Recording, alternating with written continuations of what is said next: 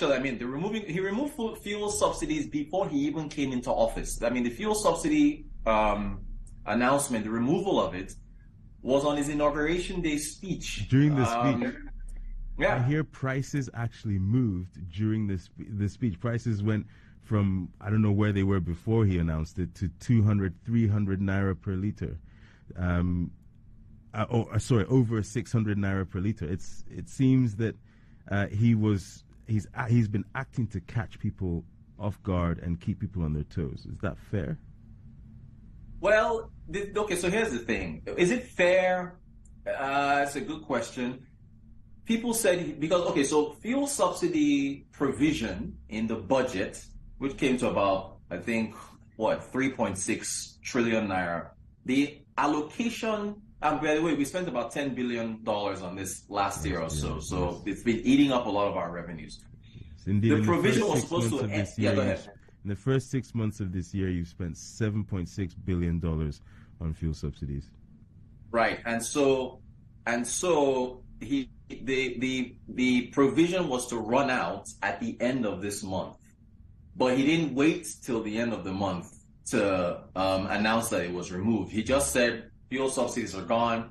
We don't have the money for it, and that's it. Now, what his critics have said is that he should have given people time to adjust. But then the flip side of that is we've been talking about fuel subsidies forever and how much they eat up Nigeria's revenues and how they should have been gone ages ago. The last administration secured an $800 million loan from the World Bank for quote-unquote palliatives or interventions, basically to be able to cushion the blow for people. So people knew this was coming. But still, I guess it really did, catch a few people off guard, because the next day, the state oil company, the NNPC, National Petroleum Corporation Limited, jacked up prices at its fuel station. So was it fair? You can make an argument that it wasn't. People deserve more time. But on the other hand, if you look at where the government is in terms of revenues, it had to go. And I have been a proponent for removing fuel subsidies. So he does that. And then next thing you know, he's talking about how, in fact, in the same speech, he said that monetary policy needs thorough house cleaning, which people took as a signal that Emefiele, who kind of, maybe he's Icarus, he flew too close to the sun, right? That was a signal that he probably, the house cleaning meant that they had to be swept out, and then he gets kicked out. And then we had the exchange rate thing just yesterday, where they took off the cap at a window where the CBN introduced this window back in 2017, and the currency was supposed to freely float, but it was the invisible hand, and they were still keeping it, they were still managing it. He removed that, and then he kicks out the EFCC guy the same day. So, I mean, he's just, for us in the media, he's really making us work for our salaries. Because we've just been one update after another. You have to keep on top of it all. There is an argument that some of this is in some ways distractionary, because to some extent, for example, when the fuel subsidy is removed, it actually leads to an increase in fuel prices. It should read through to all prices and inflation. And there are some that argue that actually removing the fuel prices will ultimately lead to a tightening of financial conditions. And yet the markets have taken it as a positive, and all of these steps as positives. Why has it been necessary to also go down this route of arresting the central bank governor, etc.? Yeah, so the central bank governor, as you said correctly in your intro, the charges against him have not been shared with the public. So we don't know what he's being investigated for. But they said his removal, it was two-pronged. So his removal was to unwind what he's done. I'm sure you heard about the Naira redesign, which he introduced and gave us only about 90 days or so to get ready. Yes. That caused a lot of hardship. It caused a slowdown in GDP. There was a cash scarcity. People were paying Naira to get Naira. It's going to cause a slowdown in GDP. It's, caused hardship for a lot of Nigerians. I mean, the president mentioned that. So doing that, the way he's managed the exchange rates, A number of issues. So removing him was part of the house cleaning topic. The house cleaning quote from the president in his inauguration speech. So that was one, to unwind what he's been doing. And then two, these charges, which we'll find out about at some time, because he's still with the authorities. So that was the second half of that, the shoe that dropped. So that's why he's being held. Okay. Toma, let's bring it to the studio for a minute. There are two stories going on here. There is the leadership of a country in terms of its economic policies and, setting up the direction of a new presidency. And then there's these other factors, these other events that are going on that involve the individuals that fulfill certain roles. It's important to separate these two things. Exactly. Please help us do that. Exactly. Now, in the case of Emperor Murphy, you see, the issue is there are two. As you said, there are two different things here. There's one issue of policy, all right, where some of his policies have been, less than optimal in terms of, especially like the redesign of the naira and the short-term rate. And the other thing was the lending to government. Look, here in Ghana, we've been complaining that in 2022, Bank of Ghana lent government about 44 billion cedis or something. Correct. MFA has been doing it as a regular thing, year in, year out, which is why I believe President Buhari himself allowed him to get away with so many things. You understand? Because he was financing the government. Yes, he was financing the government on the cheap. Policy. Yeah. But now, let's be clear about something. I think the suspension from being governor of Bank of Ghana and the SSS arrest of the suspended governor are two different things. Right. He has been in the SSS crosshairs since December last year, when they took him to the Federal High Court and could not get what they wanted because they wanted to arrest him then. And the same for procedure. The Federal High Court judge said that SSS used wrong procedure. All right. He's been caught up in all sorts of political things. One accusation is terrorism. Well, look, I don't know how true that is. He's been accused of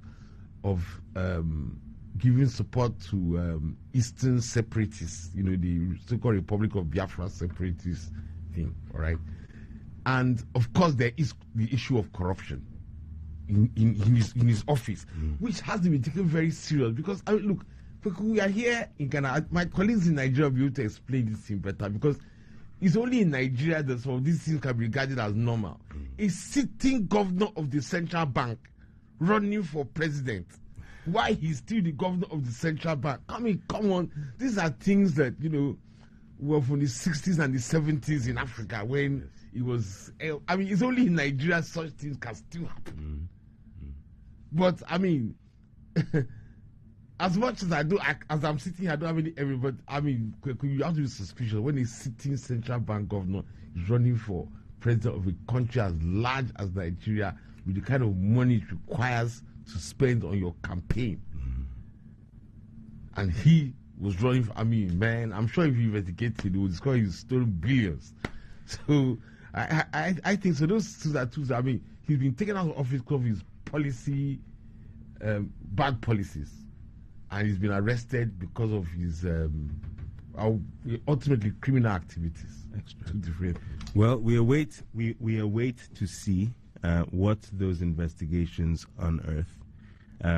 Of course, we always hope that due process must be followed in all of these, in order that any outcomes are founded in trust that process has been followed.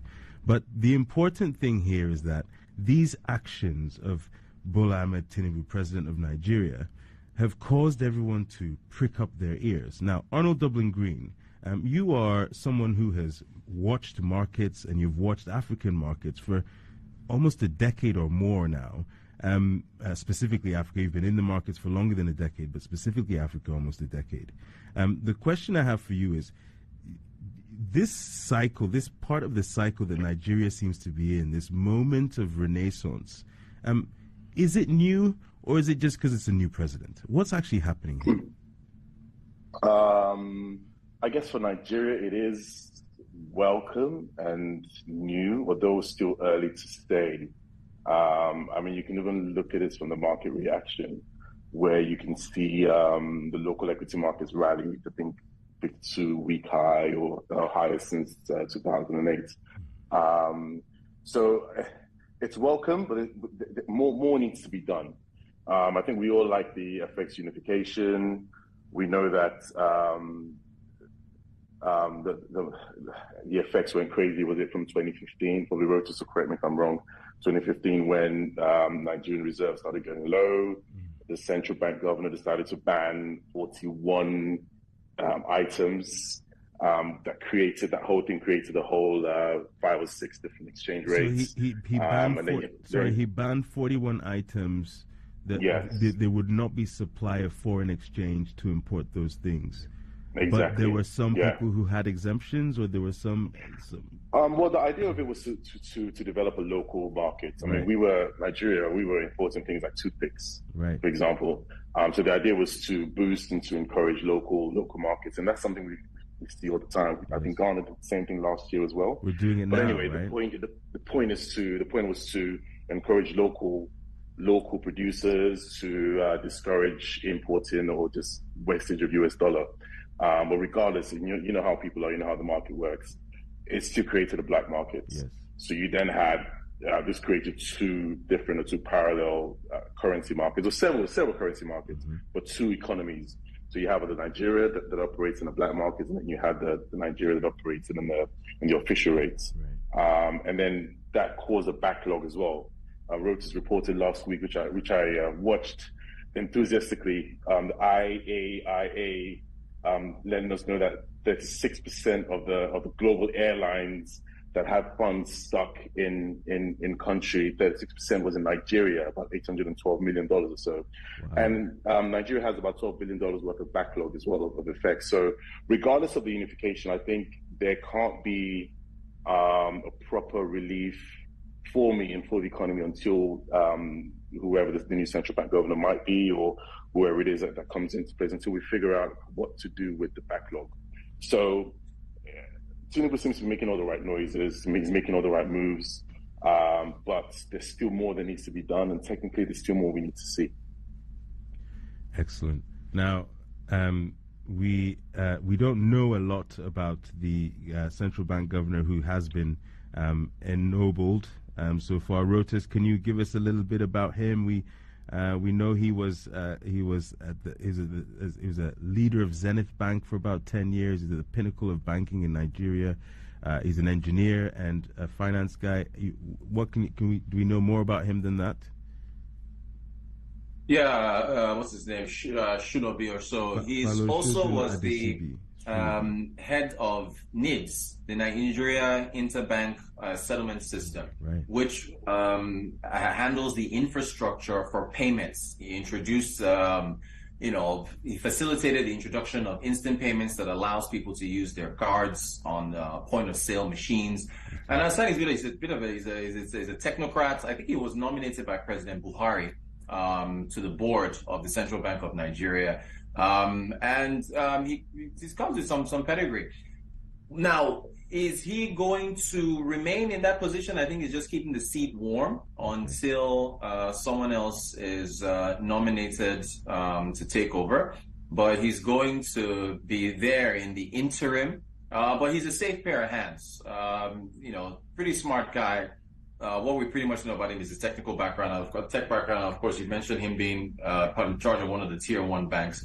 So he's a safe pair of hands, and but I don't see him. Well, hey, let me not say what I don't know. He could be picked as the next central bank governor. It all depends on the president's, the powers that be. But I think Tinubu just released a list of advisors earlier on this afternoon, and he essentially, I think he's known for picking talented people from his time as governor of Lagos State.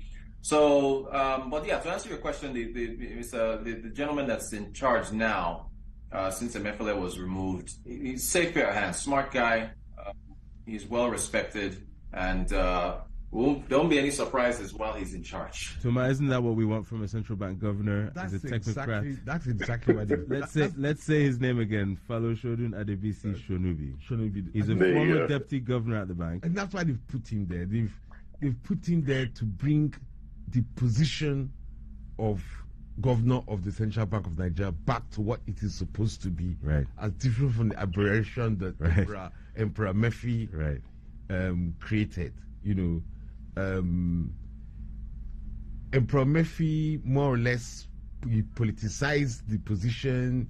He meshed it in all kinds of murky things, and that is largely what led him down the wrong path in terms of policy as well. Because I certainly agree with the argument that he tried to change the currency just before the elections in order to affect certain people, affect the political direction of the country and things like that.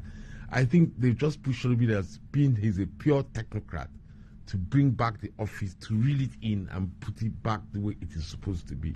Whether he continues, whether he's selected by the president to continue after this interim period or not, the fact that whoever is going to be there will now become more of a traditional central bank governor, as different from a monetary policy emperor. Right. So let me ask you this question, and it's an important one now. Since we're talking about central bank independence, we've always talked, in every jurisdiction, we talk about the importance of central bank independence, the ability for central banks to make their decisions, monetary decisions, not fiscal, without interference from the political era. Now, we've all been through this period now where we've all had our central banks doing asset purchases, basically writing overdrafts to the government, allowing the government to continue to spend when things got tough. Now, it could be said, in the case of the Nigerian central bank governor, that he was facilitating the actions of the president and the presidency and the administration, and therefore he was no longer independent. Now, the same parallel argument could be made about places like Ghana, where the central bank, or rather, better to phrase it as, why would the same argument not be made for places like Ghana? Timing. The Bank of Ghana has been operating a zero financing policy when it comes to financing the government. Since the last IMF program we had under the Mahama administration, that thing was only changed even during, COVID. It was made clear the reason, the particular circumstances why the Bank of Ghana was eventually given overdraft to the government. In the case of 2022, we know that it was because they had closed the international market, we had obligations falling due. Basically, what I'm trying to say is that these were emergency situations. And now we've agreed with the new IMF program, we are going back to zero financing. Emperor Murphy had made it, I'm saying the Emperor Murphy in a very derogatory way. Let's be clear on that. Emperor Murphy had made it a regular thing, had become the norm. Since 2017, 2018, it had become the norm long before there was any crisis. In fact, it was his behavior that led to the crisis, not that his behavior was a response to the crisis. If I remember the number properly, I think it was 400 trillion naira in the space of about 2 years that he printed. Well, I hope the process... maybe $49 billion. I really hope the process puts him where he's meant to be, behind bars. Now, Arnold, the market sees this as a positive. We are moving into a new era for Nigeria. You have been focused in Ghana, and you saw in Ghana a risk in the last few months that the currency markets would bifurcate because there were different rates, the rates in the black market versus, or rather the rates from FX dealers on the street versus the official rates of the banks. And so you set up CSAN FX to give people a chance to see what the blended rate in Ghana was. This change that's happening in Nigeria now removes the need for this sort of bifurcated marketplace. And you say, I think that this means Nigeria becomes a more attractive market for people to come back to and to reinvest in? Or, I think... Yes, please explain your position. Generally. I think for me, it's looking attractive, but not yet attractive. I think I'm more interested in the backlog. Okay. You see, the problem was with with the currency controls that came into place in 2015 and the ban on imports that came into place, we had a few rates, right? And then the currency controls stopped or slowed down the exit of currencies to come out. And so you had international indices like Barclays and JP Morgan remove Nigeria, the Nigerian local fixed income markets from their index because they didn't want to encourage foreign investors to come in. What we haven't seen yet is the backlog being cleared. There's still money that's queued up waiting to come out. The unification is great. It's wonderful. It's welcome. Don't get me wrong. It's really welcome. But for me, it's just the clearing of the backlog. Once that clears, then I think it'll be free for all. And you can even see that in the markets, right? Where you've got the Eurobond market, which is the dollar bonds and the dollar debts rally as soon as Emefiele got arrested or suspended. As soon as the FX unification came in, you had a 200 bips rally across the curve in the Eurobonds. Whereas the local bonds didn't do much. And you see, the local bonds is where, for me, I've always thought local bonds are a greater indicator of the local economy than any other market's security. The local bonds didn't do much. Local bonds they moved about 26 bips through the same period that Eurobonds did. Whereas Eurobonds is foreign investors saying, yay, something's getting done. But the local bonds is investors saying something's getting done, but what needs to be done hasn't been done yet. Right. And now what we have no indication on, or no indication of, is the backlog. We need to know what happens to the backlog before I can actually say, yay, let's come in. Unification is a good step, it's a first step, but for me, the backlog is the second step. So perhaps it's on your marks, get set, but not quite go. Right. It's fascinating that you make that distinction between the local investors or the local bonds and the Eurobonds. It's fascinating because if you read the international press, let me read you the first paragraph from an article in the FT today. The FT has an article out with title, Baba Go Fast. Nigeria's Tinubu stuns wary investors with quick reforms. Nigeria's new president, in office for less than a month, is pushing to put Africa's largest economy on a reform track that investors have eyed for decades, fueling excitement that money could flow to a nation that many had deemed uninvestable. Those powerful words from a Western publication about Nigeria. I think part of it is that, you see, Bola Tinubu has taken people by surprise. You see, just before the election and during the election and immediately aftermath of the election, with all the election petition and all that, the focus had become on his character as different from his policies. Right. And everybody had forgotten that even from when he was campaigning, he had announced that he was going to do the sensible things. Like, for example, removing the fuel subsidy, which effectively is a subsidy for the rich, for the middle class and the rich. Right. He had announced he was going to unify the markets, the forex market. He has said all these things. But because of the populist appeal of Peter Obi and the traditional support that Atiku Abubakar was getting, the emphasis now moved to Bola Tinubu and his so-called relationship with drug trafficking and identity theft and that. And his policies, the policies he was coming with, got lost in all that noise. Right.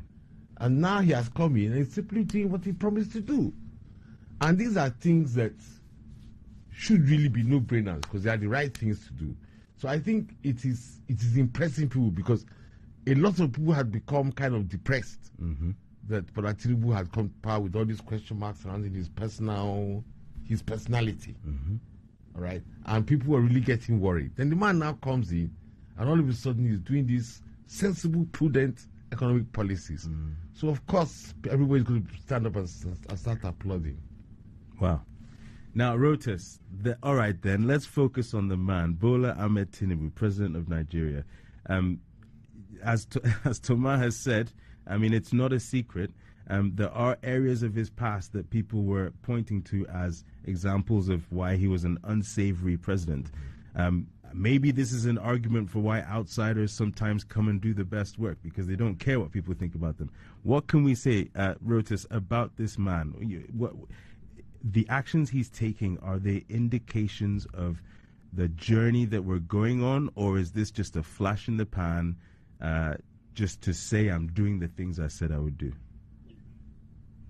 Well, so Looking at whether it was Bola Ahmed Tinubu, whether it was Peter Obi, whether it was Atiku, these are all pro-market people. So, I mean, coming from where we came from with Buhari, there was nowhere to go but up, right? Because if you think about somebody just on his inauguration day saying fuel subsidies are gone and saying we'll unify exchange rates, he also said interest rates have to come down. This is a pro-market guy. And if, going back to his antecedents in Lagos State, I think we're in for the long haul of somebody who wants to meet his promises.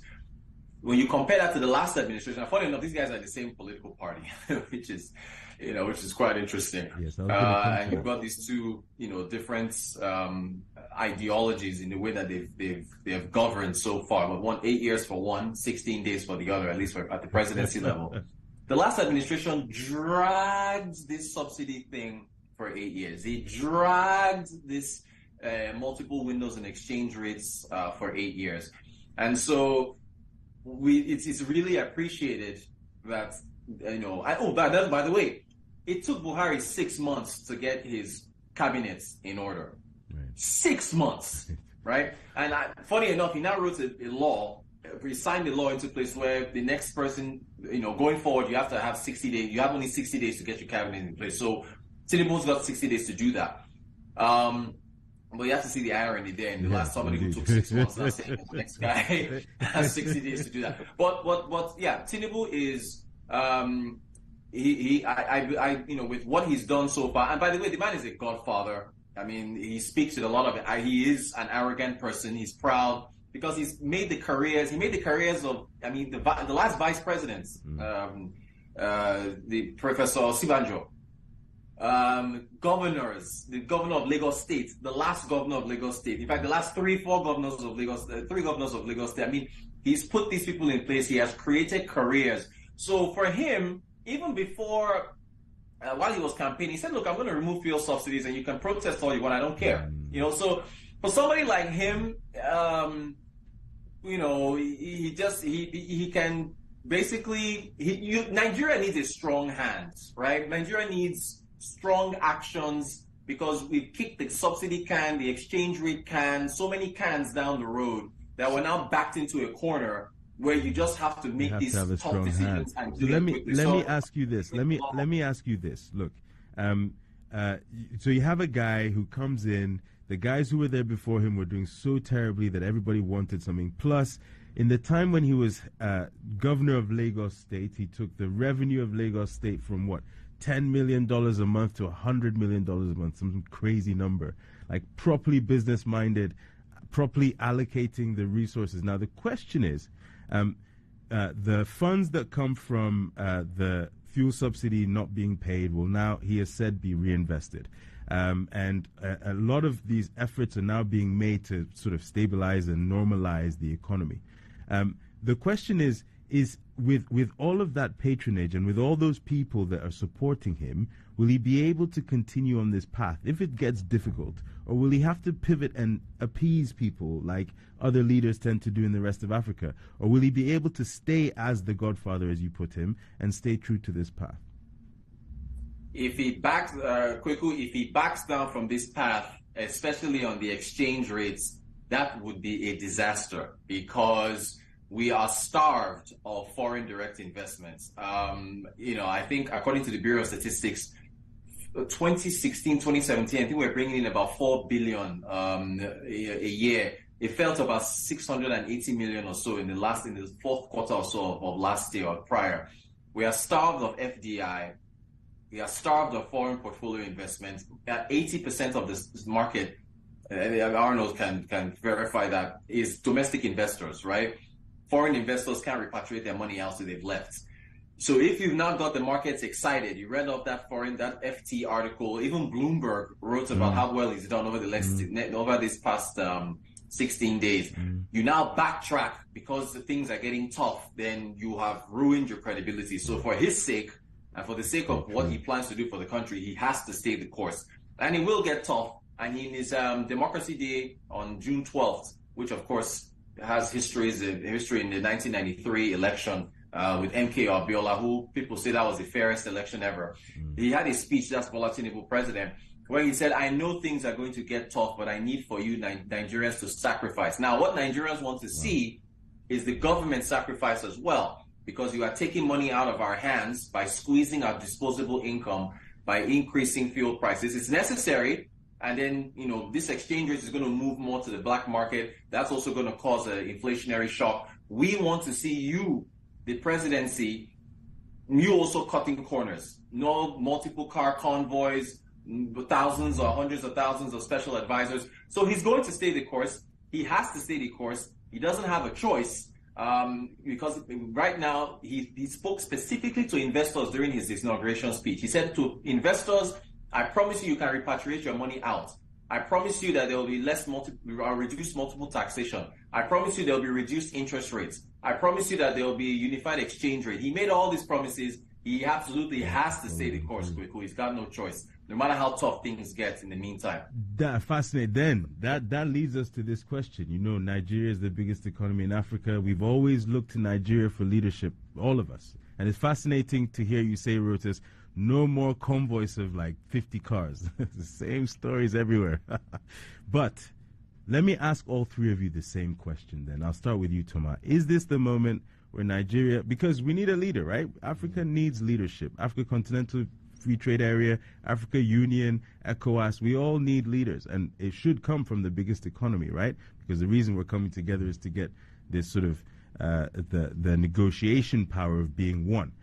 Can Nigeria now move into a position of true leadership and show us guidance in that sense of leadership? Is this that moment? I don't think that what Bola Tinubu is doing is enough for that. Because Nigeria is a federal state. Power is far more decentralized than in a place like Ghana. All right, and all you need is for 10, 15 state governors to continue doing business as usual.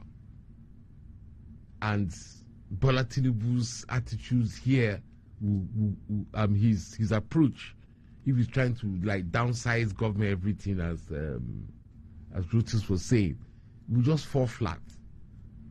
You understand? Because you have the state who are even closer to a lot of people still doing the same old thing. And I must tell you that the attitude of state governors in Nigeria since Nigeria started the Third Republic has been hideous.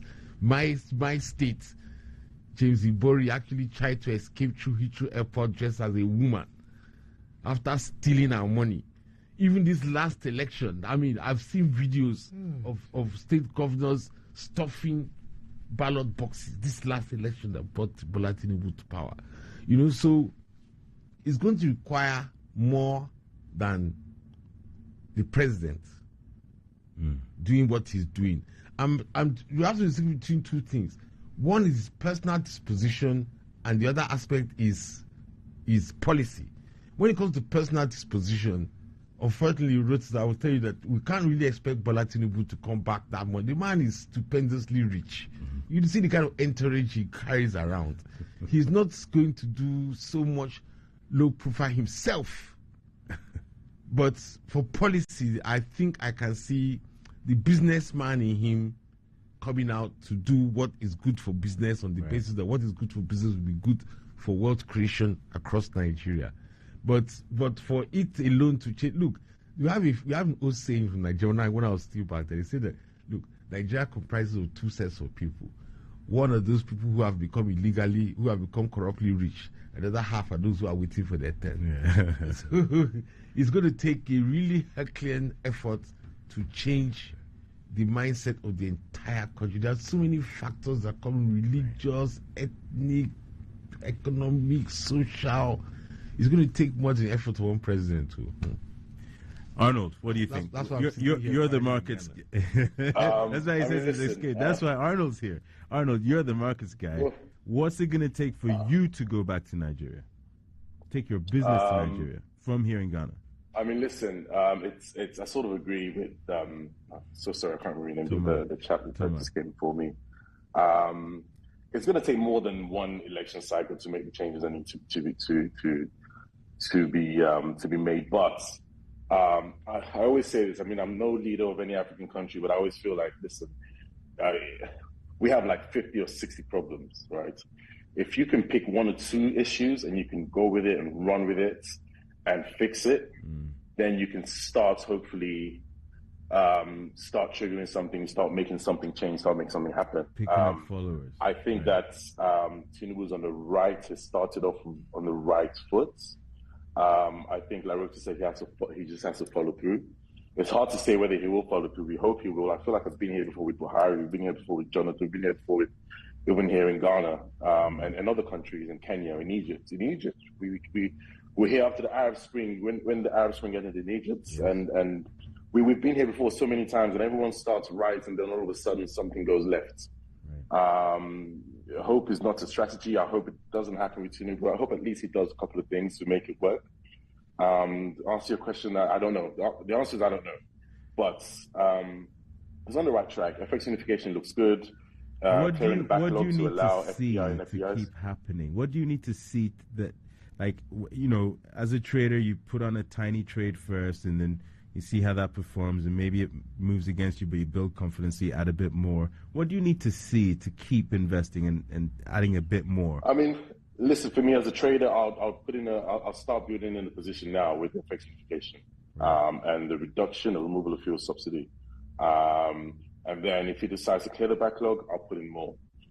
So he started off right. He started off, he has everyone's attention, he's making he's doing the right things. We just hope he follows through.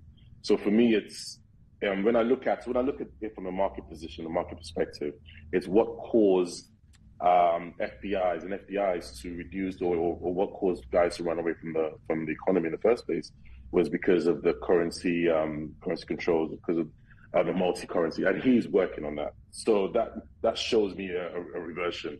You're going to see the market reverse. You're going to see money come back in. Money's already starting to look coming back in from the headlines that you've read. So he's on the right path, but we genuinely need more than one election cycle or two election cycles for something to happen. And that goes into a whole conversation about democracy and how long an administration needs to stay in power. That's another conversation for another time. It's not for another time. That's what happens on the show. You're going to end up in that hole. You can't help it. No, but for me, it's he's on the right track. We've seen this so many times in so many countries. I remember in I told him to go back, but is it 2013 or 2014 when we had Egypt, and we had a new guy come in who was a general and then became a president, and he was making the right noise, and then Egypt all of a sudden went to default. But listen, Tinubu's making the right noises.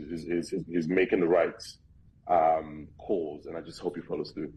So it's looking good. That's what leadership is all about. You set the path, and then your followers join you. Let's see if you can keep pulling the followers with him. Unless typical African pressures come in, people need to eat, and then you fall on the wayside. I'll come to you in a second, Toma. Rotas. Normally, other people will look at your situation and say, what lessons can we learn? I want you to tell us, like, we're Ghana, you're Nigeria, you're our big brother. You tell us, what do you think we should be learning from you right now? I mean, we're in a difficult situation. Political leadership is suffering. Economically, we've tightened our belts beyond what you can imagine. We're only just starting to sniff a dream of coming out of this crisis that we're in. What lessons are there for us from the journey that you're going through right now? Can Ghana be learning anything from Nigeria at this time with all the mistakes that Nigeria has made? That's a great question. I mean, look, you got to get your fiscal books, your fiscal structure. I think that's the lesson here, because that's Nigeria's problem. I think what was Ghana's issue? You guys thought that you struck oil, and then you guys went on a spending spree. Yeah.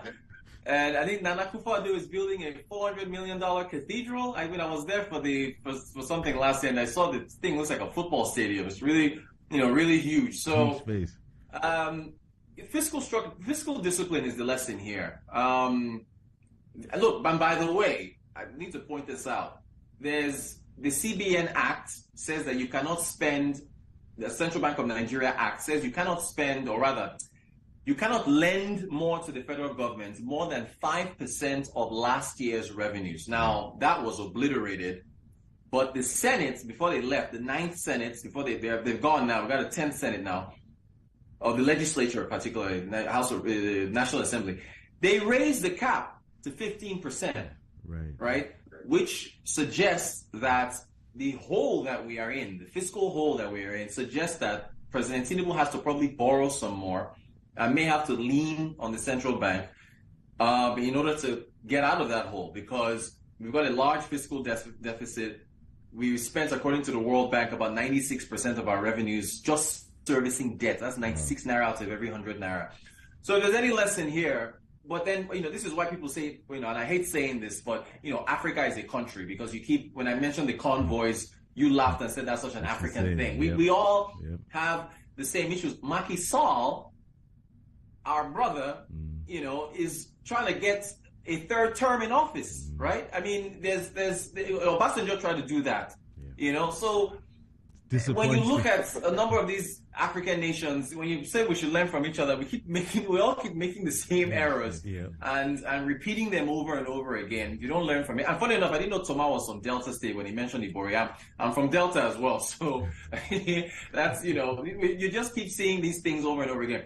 So if there's any lesson to be learned here, and it's not just a lesson for Ghana, it's for other African nations looking up. It's fiscal discipline and the right leadership. Because if you've got leadership that is only thinking of itself, only thinking of its own interests, and is just spending with reckless abandon, you will put future generations in trouble. Because now, the money that should be, and this is, you think of opportunity cost and so on, the money that should be going to capital expenditure, that you should be using to build roads and bridges and investing in technology. Our broadband penetration is about 48%. The Tinubu administration, in fact, the Buhari administration wanted to get it to 75% before they left. They never got that. Tinubu wants to get it to 95% by 2025. All these things now, unfortunately, have to be scaled down because you are spending so much money servicing debt, and you have to even borrow more. So when bad decisions are made, when fiscally irresponsible decisions and moves are made, you now have to unwind those things, and it's not going to take you time. We regressed. Nigeria regressed over the last 8 years. I can hardly think of any progress that was made. I struggle to think of progress that was made, meaningful, tangible, real progress under the last administration. So now this administration, as Arnold correctly said, a 4-year cycle, you're not going to see the kind of radical changes you want. It's going to take time, and it's taking time because of the bad decisions and the delays that we've suffered through the last administration. So you got to get it right. You got to be fiscally disciplined. If not, you're not just putting people in the present in trouble. You're delaying the progress of people in the future. So if there's any lesson, it's got to be fiscal discipline. Phenomenal. Wow, powerful. Such an important. By the way, Africa is a family. 1 second. Me too. I have one to say. I met James Ibori, Wandsworth Prison, 2012. That's all I will say. Anyway, carry on. Who's next? Okay. A lesson Ghana can learn here is the autonomy of the central bank. Now, I mean, we talk about, the last year, for example, the Bank of Ghana supported government, and it shows that the Bank of Ghana was in bed with government and blah, blah, blah, blah, blah, blah. That's what people say. I mean, some of us also argue that what would have been the alternative if Bank of Ghana had not done what it did, and we had defaulted on our debt obligations. But the issue is that you can now see from Nigeria the cost of not having an independent Bank of Ghana, Central Bank of Nigeria. Central Bank of Nigeria. Look at what Emperor Murphy has taken us through, because he was not independent. He was virtually in bed with a government which has roots as president, has not provided any benefit over the past 8 years. The two of them, both the Central Bank of Nigeria and this inept government, were in bed. And it was really bad. A price to pay. The last thing I want to comment about, I'm happy the writers talked about this issue about capital expenditure not being made because we are being crowded out by debt servicing. I have been raising this flag for the past 10 years in Ghana. It's in 2013 that our debt servicing obligations first exceeded our capital expenditure. That was in 2013. And when I saw the figures, I've been raising that flag since then. Now see where we are. I'm happy he has mentioned it too, because that is something we need to watch. I mean, you talk, oh, somebody has to put this infrastructure, that infrastructure. But the issue is that we are borrowing to put in infrastructure, which if we had not over-borrowed before, would have been financing from our own treasury, from our own coffers. Now, you want to do an ordinary borehole, you have to go and borrow the money from somewhere, because you don't have any fiscal space of your own. That has to stop. That has to change. My friends, listeners, friends and fellows, both in Ghana and Nigeria and across Africa, unfortunately, we have reached the end of another Asase Business Roundtable. I'm going to steal an extra minute and give it 30 seconds to Arnold and then 30 seconds to Rotus to give us the final word. Arnold, here we are. Hopefully a new dawn for Nigeria. Final word to you. What's it going to take? Are you jumping on this bandwagon? What message do you have for your clients, your customers, and the listeners? Famous last words. I want to say I'm jumping on this bandwagon, but I'm nervous. I'm cautiously optimistic. That's what I'd say. Cautiously optimistic.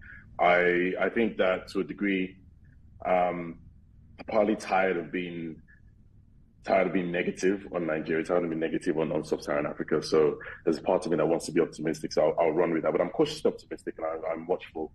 I think there's some change coming.